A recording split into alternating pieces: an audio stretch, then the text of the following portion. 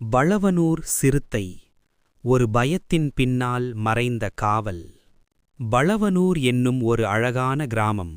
சுற்றிலும் நெல் வயல்கள், நடுவே ஓடும் சிறிய ஆறு, அதற்கு அப்பால் அடர்ந்த காடு. அந்த காடுதான் பழவனூரின் உயிரும், அதே நேரத்தில் அதன் பயமும். ஒரு நாள் காலை ஊருக்குள் ஒரு செய்தி தீயைப் போல பரவியது. காட்டிலிருந்து சிறுத்தை ஒன்று ஊருக்குள் வந்திருக்கு. மக்கள் வீட்டுக் கதவுகளை மூடினார்கள்.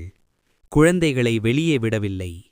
வயலில் வேலை செய்யப் போனவர்கள் பாதியிலேயே திரும்பி ஓடினார்கள். சிறுத்தை, அதன் பெயரே பயத்தை உண்டாக்கியது. யாரும் அதை நேரில் பார்க்கவில்லை. ஆனால் மணலில் பதிந்த தடங்கள், உடைந்த கோழிக் கூண்டுகள், நாய்கள் இரவில் ஊலையிட்ட சத்தம், அனைத்தும் ஒன்றையே சொன்னது: சிறுத்தை ஊருக்குள்ள இருக்கிறது. பயம் அதிகமான நாள். ஊர் பெரியவர்கள் கூட்டம் போட்டார்கள். வனத்துறைக்கு சொல்லணும், இது மனிதர்களுக்கு ஆபத்து, குழந்தைகளை எப்படியும் காப்பாத்தணும். அந்த நேரத்தில் யாரும் யோசிக்கவில்லை, அந்த சிறுத்தை ஏன் காட்டை விட்டு வெளியே வந்தது. அன்று மாலை வானம் கருகத் தொடங்கியது. மழை துளிகள் பெரியதாக விழ ஆரம்பித்தன. 1 மணி நேரத்தில் அமைதியான ஆறு அரக்கனாக மாறியது. இடி, மின்னல், கடுமையான மழை, காடு முழுக்க தண்ணீர்.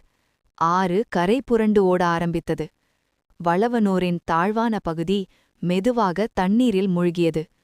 அந்த பகுதியில்தான் சிறுவர்கள் விளையாடிக் கொண்டிருந்தார்கள். மழையின் சத்தத்தில் ஆபத்து யாருக்கும் புரியவில்லை. திடீரென்று ஒரு சிறுவன் கத்தினான், அப்பா, தண்ணீர்! அவர்கள் இருக்கும் இடம் சுற்றிலும் தண்ணீர். வயதானவர்கள் ஓடிவர முயன்றார்கள்.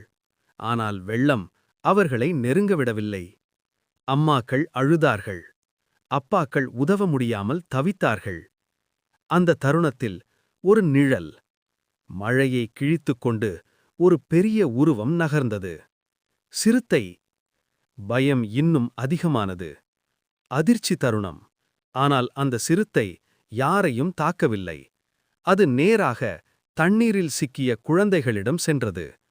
ஒரு குழந்தையை தன் வாயில் மென்மையாக பிடித்து உயரமான மேட்டில் வைத்தது. மறுபடியும் திரும்பி இன்னொரு குழந்தை. 1, 2, 3.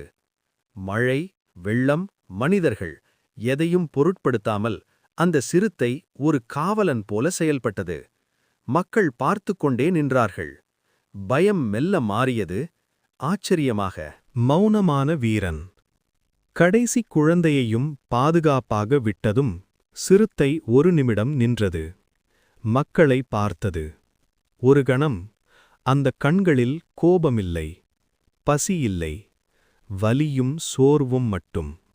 பிறகு மழைக்குள் மறைந்து மீண்டும் காட்டை நோக்கிச் சென்றது. அடுத்த நாள் பழவனூர் அமைதியாக இருந்தது. வனத்துறை வந்தது. ஆனால் சிறுத்தை கிடைக்கவில்லை.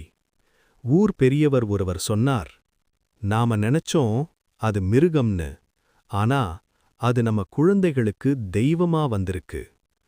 அதற்குப் பிறகு யாரும் காட்டை கெட்ட வண்ணம் பேசவில்லை. காடு பாதுகாக்கப்பட்டது. விலங்குகளுக்கு தண்ணீர், உணவு ஏற்பாடு செய்யப்பட்டது. இன்றும் மழை பெய்யும் இரவுகளில் சிறுவர்கள் கேட்கிறார்கள், அந்த சிறுத்தை திரும்ப வருமா? பெரியவர்கள் சிரித்தபடி சொல்கிறார்கள், பயம் தர வந்ததில்லை, காப்பாத்த வந்தது அது. கதை சொல்லும் கருத்து. மெசேஜ்: எல்லா பயமும் பகை இல்லை. மனிதன் எல்லாவற்றுக்கும் உரிமையாளர் இல்லை. சில நேரம் நாம் மிருகம் என்று நினைப்பவைகள் மனிதநேயத்தை நமக்கு கற்றுத்தரும். சப்ஸ்கிரைப் பண்ணுங்க ஃப்ரெண்ட்ஸ்.